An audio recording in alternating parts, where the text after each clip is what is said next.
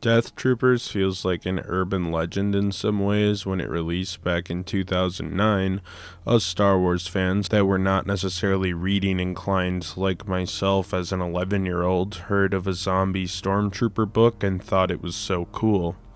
Remember, at the time the zombie fad was going on, games like Dead Rising, Left 4 Dead, Dead Island, and more, along with kind of the spearheader of the whole fad, The Walking Dead, which started around this time.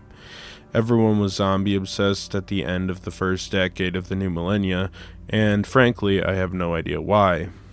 I think the primary problem with the zombie genre is that there's only so much you can actually do with it. The antagonists in zombie stories are hordes of dead, mindless people. I know there were some variations on zombies people started doing, but at its core, the zombie genre needs strong characters and a hook to the narrative that makes these characters enjoyable to hang out with. Sadly, Star Wars' attempt at this genre is bad. Like, really bad. Death Troopers was a novel with not much background information. Del Rey and Lucasfilm realized zombies were hot and got Joe Schreiber to pull something together. This is his first contribution to Star Wars, though he would also write Red Harvest and Mall Lockdown later on as other original stories, and in the Disney era adapted Solo a Star Wars story and the first 2 seasons of The Mandalorian and the Book of Boba Fett into junior novel form. How the author went from darker Star Wars content into junior novels is beyond me, but I assume he'll keep working in Star Wars here and there, since he's worked in the series fairly recently. The book also had a marketing campaign across several Star Wars-based sites and fan sites. This includes Club Jade, DeathTroopers.com, TheForce.net, New Jedi Order Encyclopedia, RebelScum.com, StarWars.com, and StarWarsActionNews.com. These were little viral marketing promotions that also were not that uncommon back in the day. These days, people basically just drop a Twitter announcement, but back in the day, these little online ARG-style scavenger hunts were not all that uncommon. Perhaps calling it an alternate reality game is a bit overstuffed, but it wasn't too uncommon a marketing tactic, especially in this era of the internet. Star Wars Galaxies, an MMORPG that would be replaced by the Old Republic MMO, had an interactive segment based around the novel. Merchandise would also be made surrounding the novel here and there, despite no formal merch line, mostly just like zombie stormtroopers. And finally, a loosely inspired version of zombie troopers would show up in the Ahsoka TV show. This story takes place 1 BBY aboard the Purge, a prison vessel that Trig Longo and his brother Kale are stuck on after the death of their father, whose killer, Jareth Sartoris, is aboard the ship as a captain who is a dick to them. Soon people start becoming sick with the illness spreading across the vessel, infecting numerous prisoners following the discovery of a seemingly abandoned Star Destroyer that holds this strange infection, initially killing everyone before reanimating them as hive-minded zombies. Zahara Cody and her 2-1B surgical droid try to figure out what's going on and save as many people as possible, though certain people are conveniently immune to the disease, however, including the Longo brothers, Zahara and Sartoris. And as the group try to discover what happens, they start being attacked by various zombies. This is when Zahara, hoping to find more survivors, runs into Han Solo and Chewbacca. Chewie is infected, but thankfully Zahara created an experimental drug that may stave off the infection.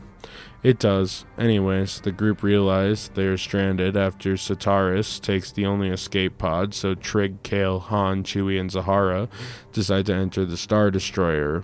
Though on the way in, Kale is bitten by his father, who was reanimated in the morgue. Chewie bumps into an infected Wookiee and Han kills it, saddening Chewie.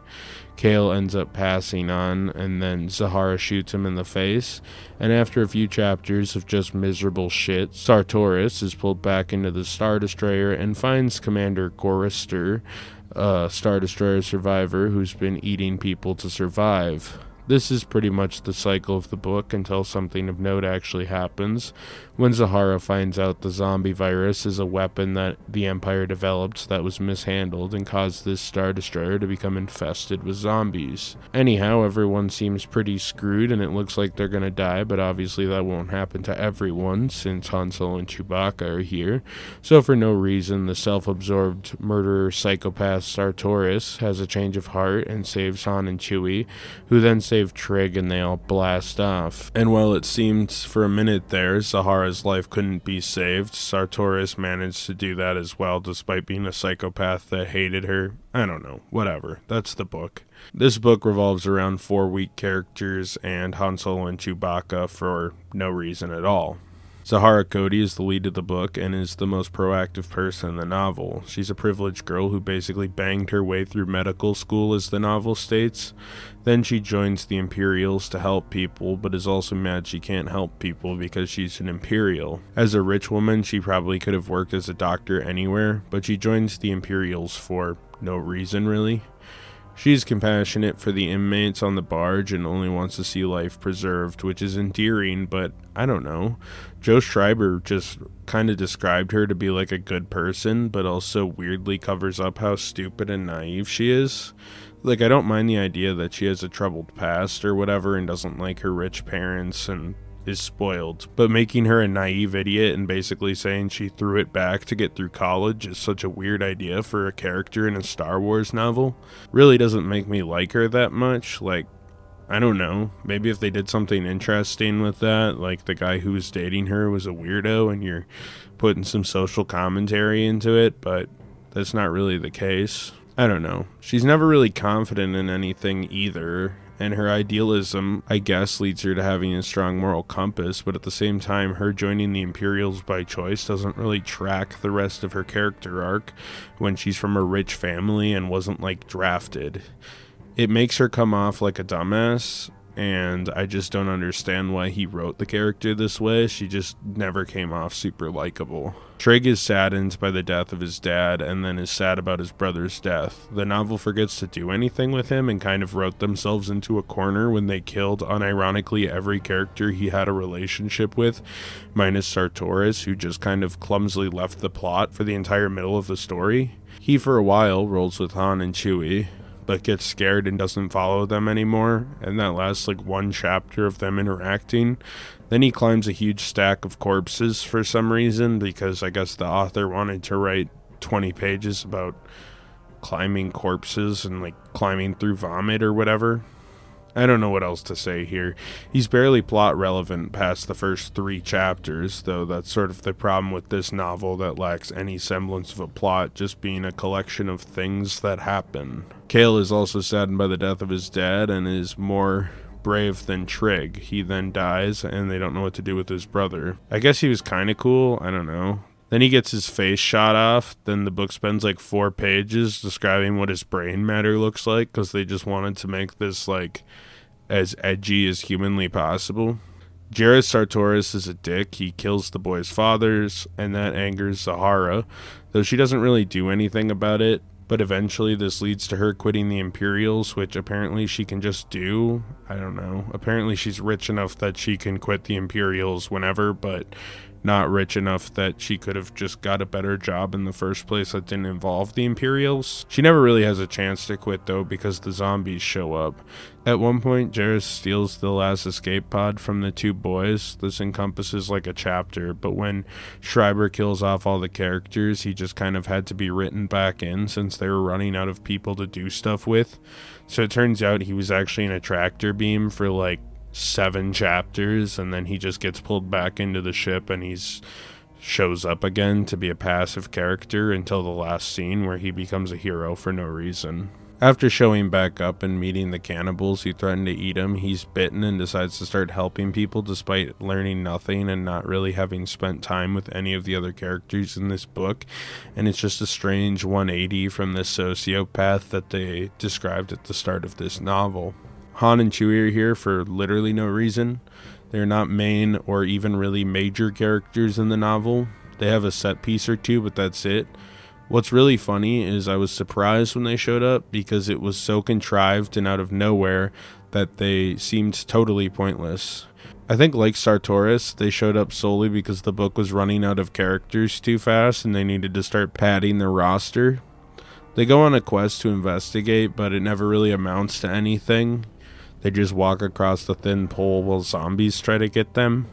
They also seem fairly unbothered by the scenario of seeing thousands of dead bodies reanimating, and go on to literally never mention this ordeal again in the whole of the EU, with this book practically flying them into the Mos Eisley Cantina to meet Obi-Wan and Luke Skywalker. It is really bizarre. This book is so interested in describing gore that you sort of lose any semblance of story. It's dark, miserable, and overstays its welcome. It's just a terrible experience, end to end, and I viscerally hate it. From the lack of depth in the story to the gore descriptions just lacking, it honestly feels like a poor fan fiction. It may have worked as like a 20-page short for a compilation of a magazine or something, but did this concept really need 265 pages? That is completely rhetorical. It did not need 265 pages. Beyond that, why is the virus a weapon when it has no way to be controlled? The Empire has a much more efficient and less dangerous weapon to use through the Death Star, which they started piloting around this time.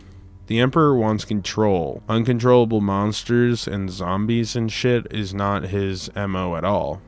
I listened to this audiobook. And I know he didn't write it, but Sean Keenan, who narrated this thing, sounds just like Ben Shapiro, which made it even more unbearable, very nasally and monotone. I'm sure he would have been fine reading something like a non-fiction book about birds or something, but fuck, a 7-hour Star Wars audiobook?